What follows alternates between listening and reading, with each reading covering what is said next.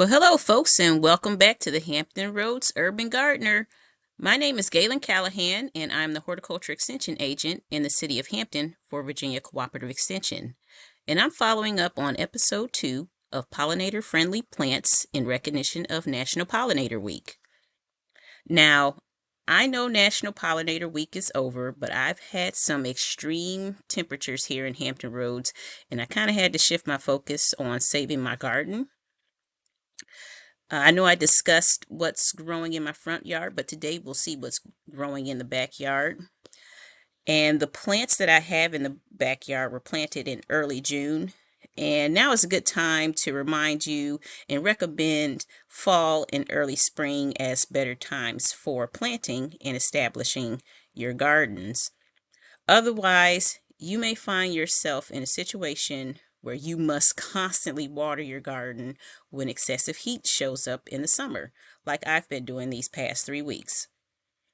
But let's get going with our first plant, which is tick seed. Tick seed is native to North America, and dozens of varieties and cultivars exist on the market.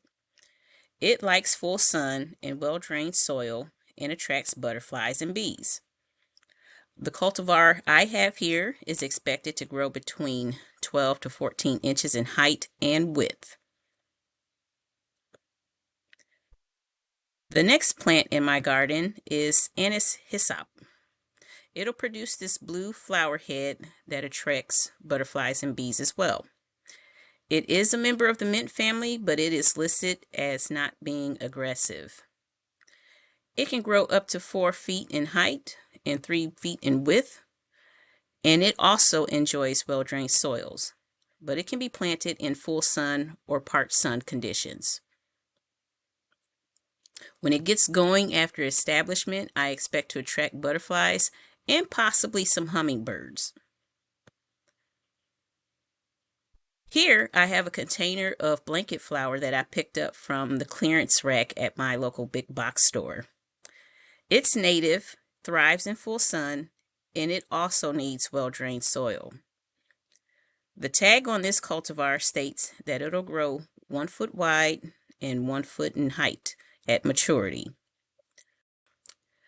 I'll probably cut this patch that you're seeing into 1/8, maybe quarters, and I will distribute them around the yard. So I'll have a little bit in the front yard and a little bit in the backyard. But I expect this plant to provide a good nectar source for bees and butterflies. The final pollinator-friendly plant in my backyard is an oxeye sunflower. This plant should grow up to 6 feet, so I have it planted in the back along the fence line so it doesn't cover up the smaller plants that I have up front. It does tolerate poor soils, but it does best in well-drained soil.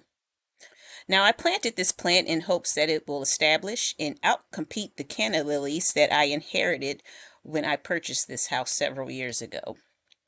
I pull canna lily tubers out every year, and it's a never-ending battle.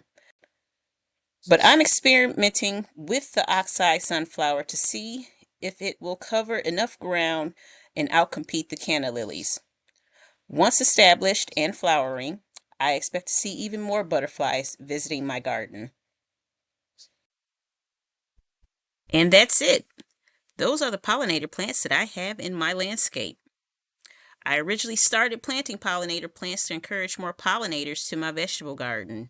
So I hope to plant more this fall when the weather cools down. But for now, I'm going to continue watering and trying my best to get these plants established.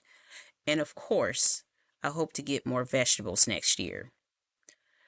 But I hope you've enjoyed the video, and I hope this has encouraged you to start or increase the number of pollinator-friendly plants in your landscape. But until next time, happy gardening.